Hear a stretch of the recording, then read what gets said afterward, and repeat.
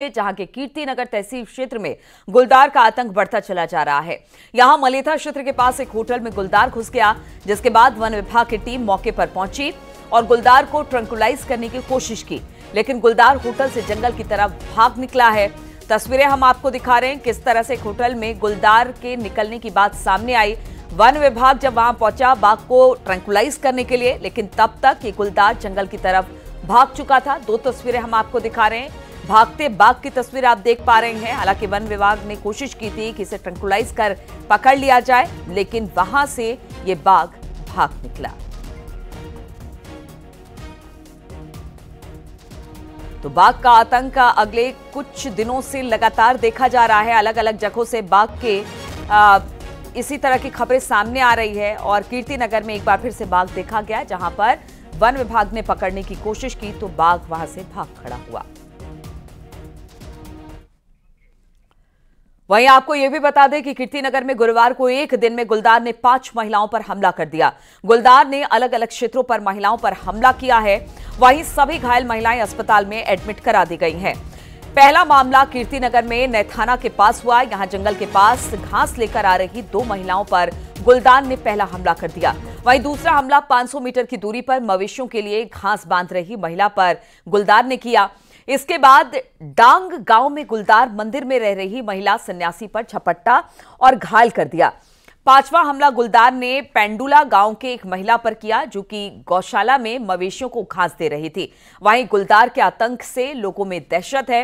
One विभाग ने पूरे इलाके में गश्त बढ़ा दी है और गुलदार को पकड़ने के पिंजरे भी लगा दिए गए हैं।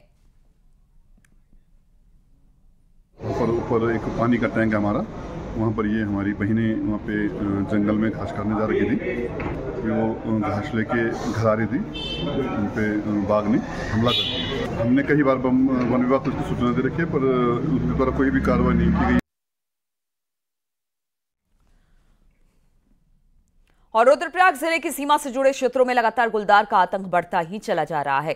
लिहाजा वन विभाग के अलर्ट है, जहां पर गुलदार की चहलकदमी देखी जा रही है वहां पर गश्त बढ़ा दी गई है। इसके साथ ही वन विभाग के लोगों को जागरूक किया जा रहा है। वहीं वन विभाग ने जंगल जाते वक्त तो लोगों से सावधान रहने की अपील भी बार बार की है। हमारी खाखरा रेंज की वहां भी लेपर्ड की मूवमेंट दिखी गई है, जिस कारण से हमने एहतियात के तौर पर अपने स्टाफ को अलर्ट मोड में रखा है। वहाँ पे हमने लगातार हमारी टीम द्वारा गश्त की जा रही है। कैमरा ट्रैप्स भी कुछ जगह लगाए गए हैं और अगर कहीं ऐसी लोगों में जो है स्कूल और गाँव में बैठकें भी कराई गई हैं।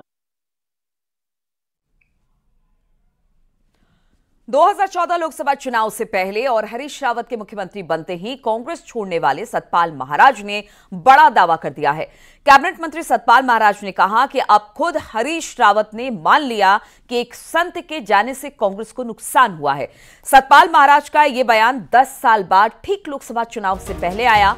वहीं सतपाल महाराज के बयान पर पूर्व मुख्यमंत्री हरीश रावत ने कहा कि अगर सतपाल महाराज को लगता है कि नुकसान हुआ है तो भरपाई करने पर विचार करें। हरीश रावत ने कहा कि बीजेपी में भी उनके लिए अंगूर खट्टे ही हैं।